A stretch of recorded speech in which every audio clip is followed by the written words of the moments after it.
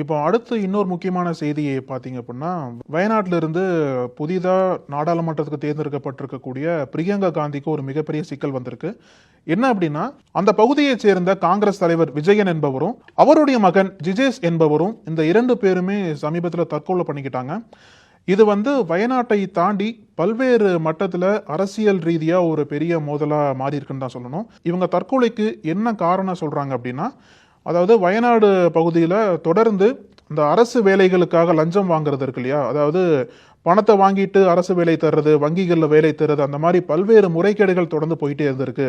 வயநாட்டில் இருக்கக்கூடிய கூட்டுறவு வங்கிகளுக்கு எல்லாத்துக்கும் வேலை வேணும் அப்படின்னா பல்வேறு மட்டத்தில் தலைவர்கள்லாம் லஞ்சம் கேட்கிறாங்க அப்படின்ற ஒரு குற்றச்சாட்டு அங்க போயிட்டு இருந்திருக்கு. இந்த முறைகேடுகளுக்கு பின்னாடி பல காங்கிரஸ் தலைவர்கள் இருக்கிறதாவும், பணத்தை கொடுத்து ஏமாந்தவங்க தொடர்ந்து விஜயன்ட்ட போய் டார்ச்சர் பண்ணாதவும், விஜயன் காங்கிரஸ் தலைவர்கள்ட்ட போய் இந்த மாதிரி எங்கிட்ட பணம் கொடுத்தவங்கலாம் பணத்தை திருப்பி கேட்குறாங்க, அவங்களுக்கு சொன்னபடி வேலை கொடுக்கப்படல, அதனால எங்கிட்ட பணம் கொடுத்தவங்கலாம் திருப்பி பணத்தை கேட்குறாங்கன்னு சொல்லிட்டு அவருக்கு மேலுள்ள காங்கிரஸ் தலைவர்கள்ட்ட முறையிட்டதாகவும், ஆனா அந்த தலைவர்கள்லாம் விஜயன்ட்ட பணத்தை கொடுக்காததாகவும், இந்த பக்கம் விஜயன் தொடர்ந்து டார்ச்சர் பண்ணப்பட்டிருக்காரு பணம் கொடுத்தவங்களால. இந்த 2 பக்கத்திலிருந்து வந்த டார்ச்சரை தாங்க முடியாம தான் விஜயன் தற்கொலை பண்ணிக்கிட்டாரு, அதை தொடர்ந்து அவரோட பையனும் தற்கொலை பண்ணிக்கிட்டாரு அப்படின்ற செய்தி வயநாடு முழுக்கவே ஒரு பெரிய கோபத்தை ஏற்படுத்தி இருக்கு.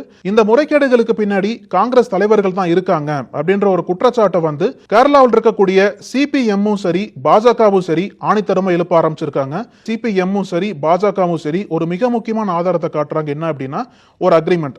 அந்த அக்ரிமெண்ட்ல விஜயனோட கையெழுத்து இருந்ததாகவும், அந்த அக்ரிமெண்ட்ல மேற்கொண்டு இந்த கூட்டுறவு வங்கிக்கு இந்த வேலைக்கு இவ்வளவு லஞ்சம் வாங்கியாச்சு அப்படின்ற வாசகங்கள் இடம்பெற்றதாகவும் சொல்றாங்க. இந்த ஒரு அக்ரிமெண்ட்டை காட்டி தான் காங்கிரஸ்காரங்கெல்லாம் முறைகேடு பண்றதா இந்த 2 கட்சிகளும் குற்றம் சாட்டிட்டு வராங்க.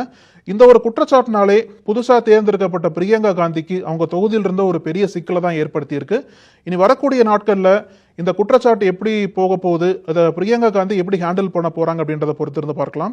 ஏன்னா அந்த பிரச்சனை என்பது வயநாட்டில் ஒரு அரசியல் மோதலாக மாறி இருக்கு இல்லையா. தொடர்ந்து சிபிஎம்மும் சரி பாஜகவும் சரி இந்த காங்கிரஸ் தலைவர் தற்கொலை பண்ணதுக்கு பின்னாடி முழுமையான வெளிப்படையான விசாரணை வேண்டும் அப்படின்ற கோரிக்கை எழுப்பிட்டு வராங்க.